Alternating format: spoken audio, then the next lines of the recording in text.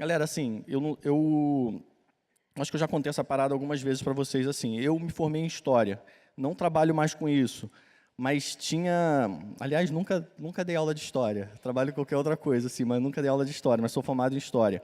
E na época, assim, na época que eu fazia faculdade, eu me lembro que tinha alguns livros, uma série de livros, assim, que eu achava muito legal mesmo, que era História da Vida Privada. E tem vários, assim, tem a história da vida privada do Império Romano, a história da vida privada da Revolução até a época tal, tem a história da vida privada do Brasil. Eu achava essa parada bem interessante desses livros, porque eles, assim, eles não ficavam contando a história linearmente, contando vários fatos para você, mas ele simplesmente descrevia o que estava acontecendo ali naquela sociedade. Pô, como é que eles se vestiam, que horas que eles acordavam, o que eles comiam, como é que era a forma deles se cumprimentarem, o que eles achavam absurdo, o que eles não achavam absurdo. E eu olhava para esses livros assim, e você percebia um recorte da sociedade daquela época que aquele livro se dedicava a estudar. E outras paradas assim acontecem também. Por exemplo, esse livro faz isso. Mas se você olhar quem estudou literatura, coisas desse tipo, percebe que algumas obras, elas significam alguns recortes da sociedade. Tem obras clássicas que falam assim, olha, aqui você consegue perceber o que o homem pensava, qual eram os grandes desafios que estavam no coração dele só por uma pintura. Você tem pinturas na história da humanidade que você olha e fala assim, olha, nesse período aqui o homem sofria por causa disso. Essas poesias aqui, elas estavam retratadas, por exemplo, no romantismo, vários desses autores estavam com tuberculose. Então, alguns textos e algumas pinturas, tudo da manifestação artística ao longo da história, alguns você pode pegar e recortar o que estava acontecendo na sociedade ali naquele momento. Outra parada também, assim, tem uma música do Rolling Stones. Eu vou tentar ver se eu uso o meu inglês aqui melhor do que o do pastor Henrique. Vamos lá. A música é o seguinte. I can't get no satisfaction. Vocês conhecem essa música? Aí depois ele fala assim, cause I try, I try, I can't get no. Né? Essa é a música. Se você pegar a letra dessa música, ele está dizendo que ele não consegue se satisfazer, mas ele tenta, mas não consegue. Então, assim, essa música, para mim, é um recorte não só daquela época que esse cara, que eu não sei o nome, do Rolling Stones, né, que o famoso Rolling Stones, escreveu a música. Ela é um retrato, para mim, também, quando eu olho aquela letra, um retrato da história do homem. Ela é um retrato, para mim, da história do homem, um recorte que mostra a história do homem, desde Adão até a mim, como Leonardo, hoje, até você na sua vida. Beleza. Contei essas duas paradas para você. Agora eu vou contar uma particularidade minha, assim, que não tem nada a ver com isso aqui que eu falei, mas você vai entender por que eu estou falando isso. Eu tenho um problema sério, assim, que o meu olfato é muito ruim. Consequentemente, o meu paladar também é ruim. Então, eu não consigo sentir o cheiro direito das coisas. Então, assim, eu indo numa perfumaria é um negócio muito engraçado. As pessoas tentam me oferecer os perfumes e todos os perfumes têm o mesmo cheiro. Eu só consigo distinguir o cheiro de Patrícia e os outros perfumes. Então, assim, para mim, todos eles têm o mesmo cheiro. Eu tenho o cheiro do café também. Então, para mim, o perfume mais cheiroso da perfumaria é aquele café que o pessoal bota você para cheirar. Pô, aquele ali é maravilhoso. Então, assim, eu tenho essa dificuldade. Outra parada também, eu não sei se vocês já passaram por isso, mas eu, quando vou ao McDonald's, e quando como qualquer hambúrguer daquele, eu tenho a sensação de que todos os hambúrgueres têm o mesmo gosto. Não sei se já passou. Acho que o sorvete de chocolate e o de baunilha, para mim, tem o mesmo gosto. E os hambúrgueres, todos eles, todo o pão do McDonald's tem o mesmo gosto, toda a carne tem o mesmo gosto, tem gosto de conservante, né? Então, assim, é o gosto do hambúrguer do McDonald's, todos eles têm o mesmo gosto. Aí eles lançam um hambúrguer novo, que consegue ter o mesmo gosto do Big Mac, você só paga mais caro por isso. Então, assim, eu falei de recortes da história e falei de coisas que têm o mesmo gosto. E aí eu vou falar o seguinte, a Bíblia conta algumas histórias também. E na Bíblia a gente consegue encontrar alguns recortes da história. Assim como aquele livro que eu falei da história da vida privada, a Bíblia ela também consegue, por alguns trechos da Bíblia, demonstrar, alguns trechos da palavra, demonstrar para a gente como era a vida da galera em determinados momentos. A gente tem ali o recorte de como era a vida do primeiro casal, da humanidade antes de Jesus, da humanidade durante o ministério terreno de Jesus, e da humanidade após a morte e a ressurreição de Jesus. Isso está na Bíblia. Você consegue ver alguns trechos que deixam isso bem claro. Um dos textos que a gente vai ler hoje, eu peço para a sua paciência, eu vou citar vários textos hoje, e eu prometo não me alongar muito. E eu quero que você abra lá em Gênesis 2. Nós vamos ler 4 versos desse capítulo de Gênesis, para exemplificar o que eu estou falando. Gênesis 2, lá no iniciozinho da Bíblia. Se tiver com a Bíblia de papel é até mais fácil, é só uma folhinha. Gênesis 2, desafinei, verso 9. Já não posso mais ir para o louvor, né? Caramba. Vamos lá. Verso 9. O Senhor Deus fez nascer então do solo todo tipo de árvores, agradáveis aos olhos e boa para alimento. E no meio do jardim estavam a árvore da vida e a árvore do conhecimento do bem e do mal. Vou pular para o verso 15. O Senhor Deus colocou o homem no jardim do Éden para cuidar dele e cultivá-lo. E o Senhor Deus ordenou ao homem: coma livremente de qualquer árvore do jardim, mas não coma da árvore do conhecimento do bem e do mal, porque do dia que dela comer, você certamente morrerá. O restante dessa história a gente conhece. O homem se descuidou do zelo com a sua esposa, a mulher acabou dando ouvidos à distorção que a serpente fez acerca da ordem que Deus tinha dado para ela. Ela pôs em dúvida no coração dela, ela ficou com dúvida no coração dela, se Deus era realmente bom, se as intenções de Deus para com eles eram realmente boas. A mulher então tomou o fruto, comeu e deu ao seu marido. E a partir desse momento, toda a diversidade do mundo foi perdida. Toda a diversidade do mundo foi perdida nessa época. Haviam diversas frutas de diversos sabores no jardim, mas eles optaram por aquela que tinha sabor de morte. Desde então, toda a fruta passou a ter gosto de morte. O homem antes era eterno, e ele passou a morrer a cada dia. Você, quando acorda amanhã, você não está vivendo mais um dia, você está vivendo um dia a menos. Essa é a verdade. Desculpa te dizer isso hoje, mas essa é a verdade. O homem, antes que era ligado a Deus, teve seu relacionamento com Deus, aquele relacionamento direto que ele tinha com Deus foi cortado. O homem passou então a buscar em todas as frutas, em todas as coisas, no seu próprio coração, por sua própria força, através das coisas criadas por Deus, ou através de coisas criadas pelo próprio homem, algo que trouxesse de volta aquela sensação que ele tinha antes de ser separado de Deus.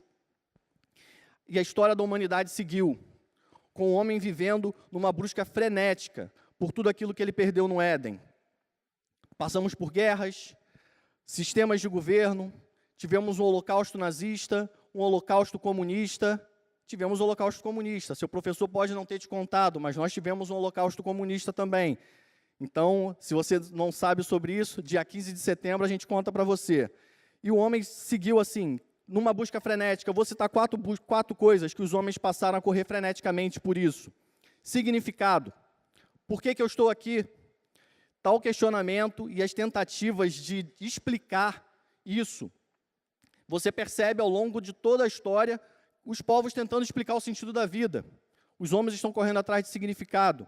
Eles correm atrás também de pertencimento. A gente viu o vídeo aqui sobre pertencimento. O homem vive com uma saudade constante de um lugar que ele nunca foi, de se sentir inserido ou pertencente a um grupo. Outra coisa que o homem passou a correr atrás freneticamente, satisfação.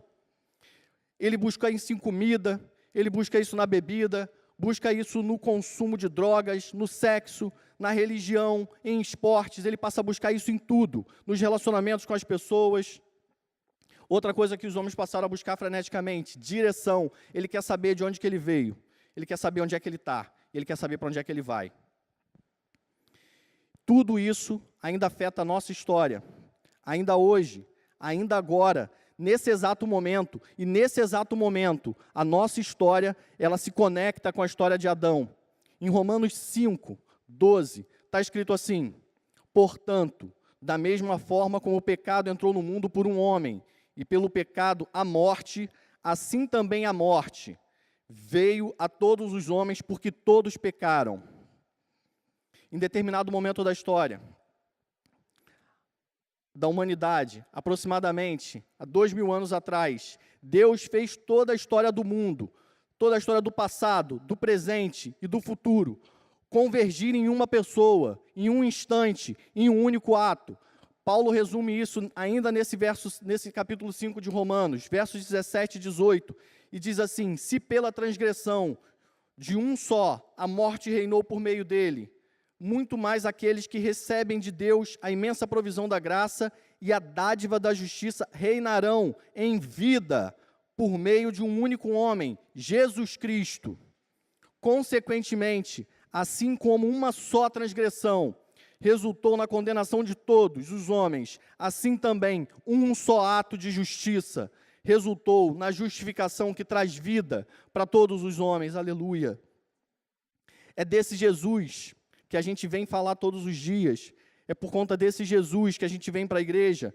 E o que está escrito na Bíblia acerca desse Jesus? Primeiro capítulo de João. O que está escrito na Bíblia? Que esse Jesus, no princípio, ele era aquele que é a palavra. Ele estava com Deus, ele era Deus. Ele estava com Deus no princípio, antes de Adão. Jesus já estava com Deus no princípio. Todas as coisas foram feitas por intermédio dele. Sem ele, nada do que existe teria sido feito. E você aí achando que a fruta dá fruto para você, que o suel rola para você, e você achando que as estrelas nascem por sua causa, você achando aí, às vezes a gente achando que a gente tem comida no prato, que o boizinho está lá no pasto para a gente matar e comer, por nossa causa, que há beleza no mundo por nossa causa. Não, não está. É por Jesus, é tudo por Ele, é tudo para Ele. E ainda diz assim: aquele que é a palavra tornou-se carne e viveu entre nós. Vimos a sua glória, glória como unigênito vindo do Pai, cheio de graça e de verdade. Este Deus que estava no princípio, Ele quis andar com a gente, e Ele se fez carne e veio andar com a gente, veio viver com a gente, veio se mostrar: olha, essas ideias que vocês tiveram de Deus, olha só, eu sou Deus, olha para mim, você vai ver Deus. Jesus fez isso. E assim, e tem um outro recorte da história. Cara, como eu falei assim, vários trechos da Bíblia demonstram como que a galera vivia. E tem um recorte da Bíblia que eu acho espetacular. No Evangelho de João, capítulo 4, a gente tem um registro de uma conversa entre o Deus que se fez homem e habitou entre nós e uma mulher. Essa mulher com todo o seu passado presente, com todas as suas emoções, seus pecados, suas dúvidas, todas expostas diante de um Deus santo. E nessa conversa dela, a gente consegue resumir toda a história da queda e redenção do homem. É a história da mulher samaritana. Eu peço a permissão para eu ler alguns trechos dessa história. Ela está registrada no Evangelho segundo João, capítulo 4. E eu vou ler assim, a partir do verso 9, mas vou contextualizar para vocês o que está acontecendo ali. Cara, Jesus encontra uma mulher e pede água para ela. Era uma mulher samaritana. E muito engraçado que assim como há uma inimizade entre a gente e Deus, e que só Jesus pode consertar, existia uma inimizade também entre judeus e samaritanos, e quem estava diante dela era Jesus, aquele que podia consertar toda inimizade entre os homens e Deus.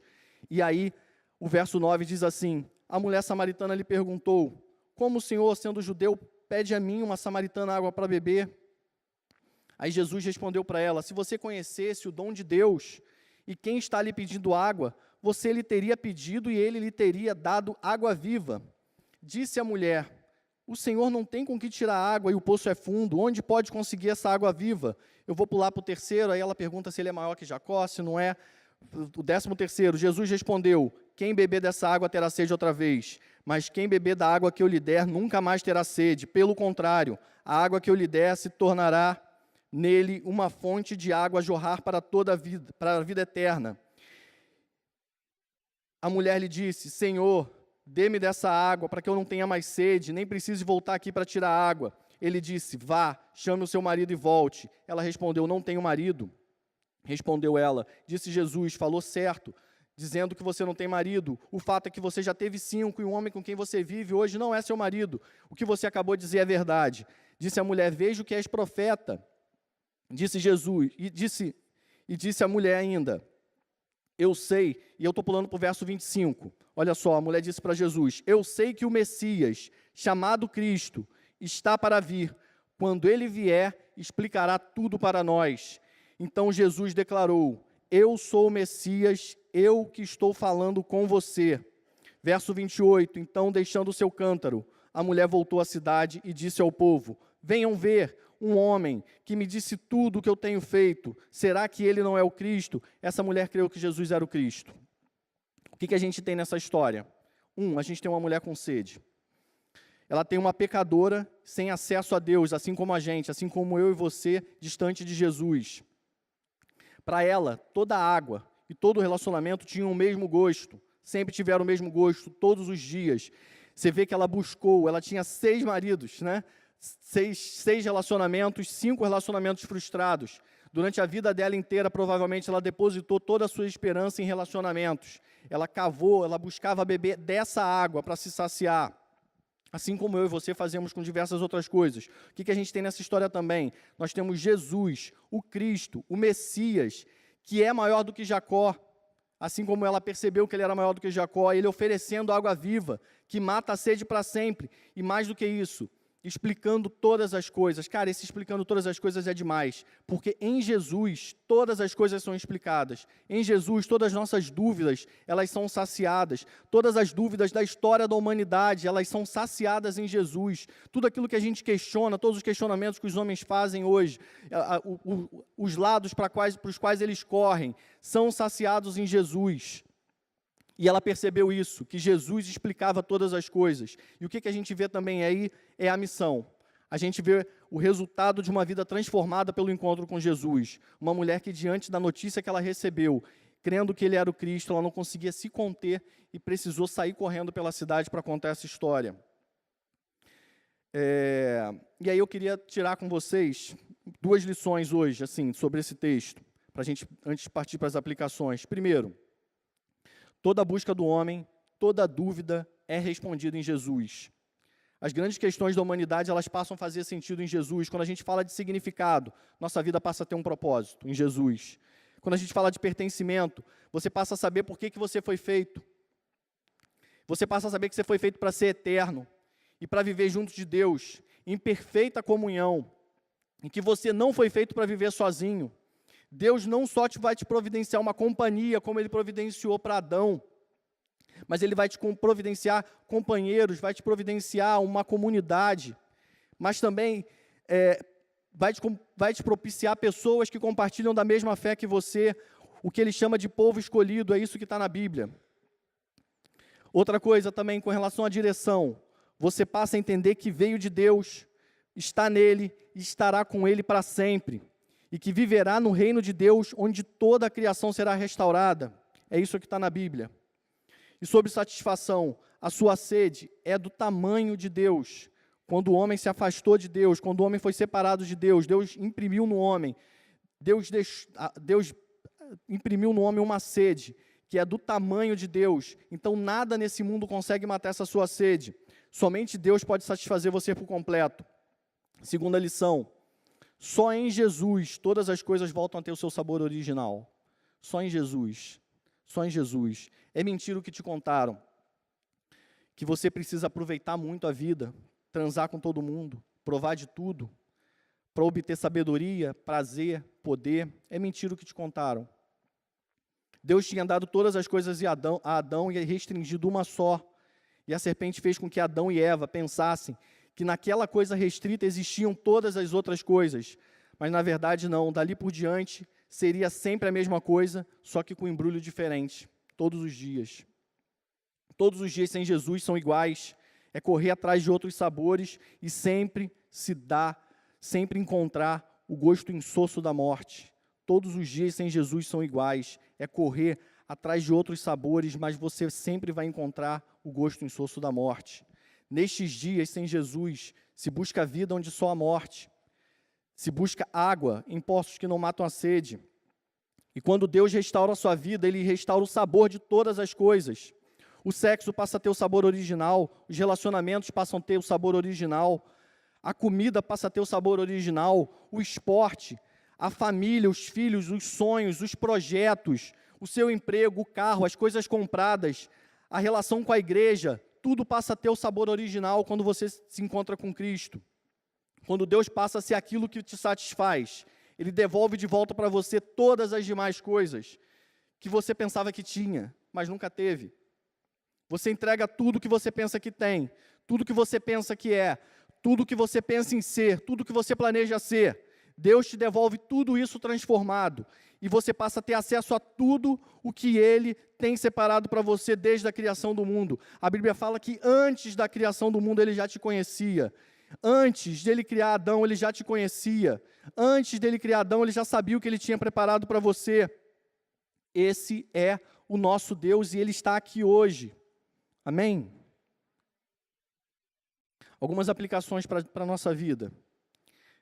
Deleite-se no Senhor. Deleite-se no Senhor e Ele satisfará os desejos do seu coração. Entregue o seu desejo diante de Deus para que Ele seja a sua satisfação.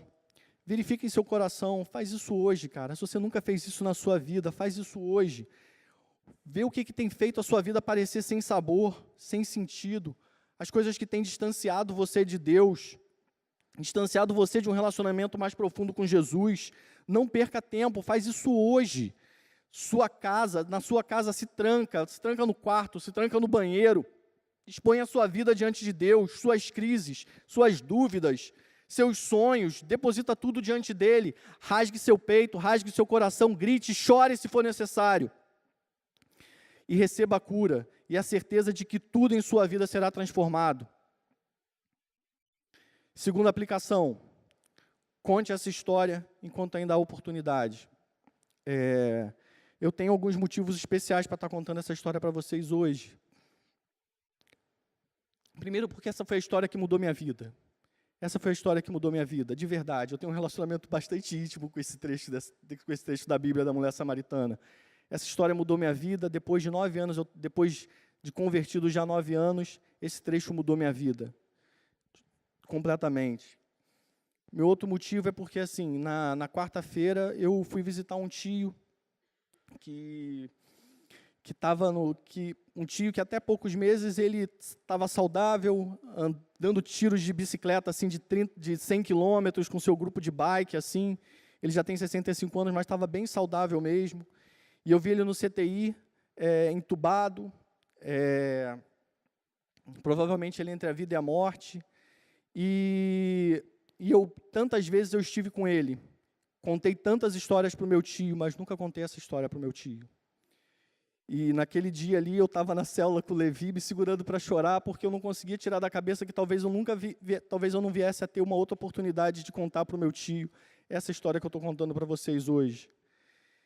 E se não bastasse isso, na quinta-feira, eu, vindo para casa às 9 horas da noite, de repente, um objeto escuro, assim, vindo na direção do meu carro, levo o meu retrovisor, quando eu olho para trás, era a roda de um caminhão, que saltou de um outro lado, pulou, veio na direção do meu carro. Quando eu vi, graças a Deus, tinha pego de raspão.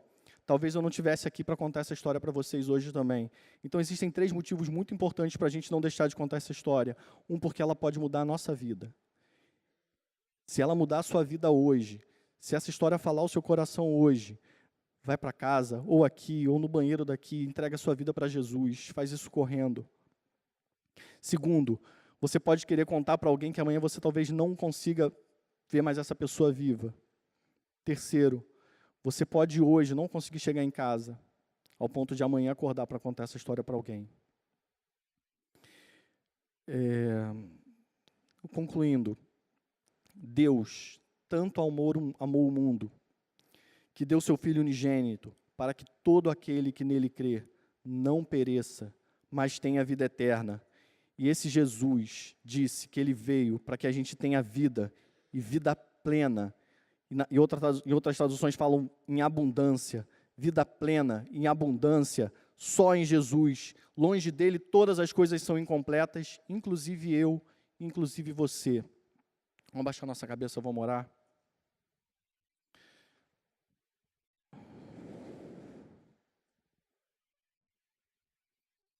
Senhor, obrigado pela cruz, Senhor. Obrigado porque foi do seu agrado fazer convergir em Jesus toda a nossa história, Senhor. Obrigado porque essa história faz sentido para a gente, Senhor. Obrigado porque o Senhor deu o seu Filho por amor a nós, Senhor. Obrigado porque o Senhor nos resgatou, Deus. Obrigado, Senhor. Faz essa história fazer sentido todos os dias no nosso coração, Senhor. Faz com que a gente sinta a urgência de falar do Teu nome para todo mundo que a gente encontrar, Senhor. Por favor, transforma o meu coração, Senhor. Tira, Pai, de mim a vergonha, tira de mim talvez o medo de não saber o que falar, Senhor. Me ajuda simplesmente a falar aquilo que o Senhor fez na minha vida, Deus. Por favor, toca cada coração aqui, Senhor. Transforma aqueles que ainda não tiveram encontro contigo. Faz com que esse evangelho entre no coração deles nessa noite, Senhor. Por favor, transforme e salva por toda a eternidade a vida daqueles que não te conhecem ainda, Senhor, e que estão presentes aqui nessa noite, Deus. Por favor, em nome de Jesus, Senhor. Amém.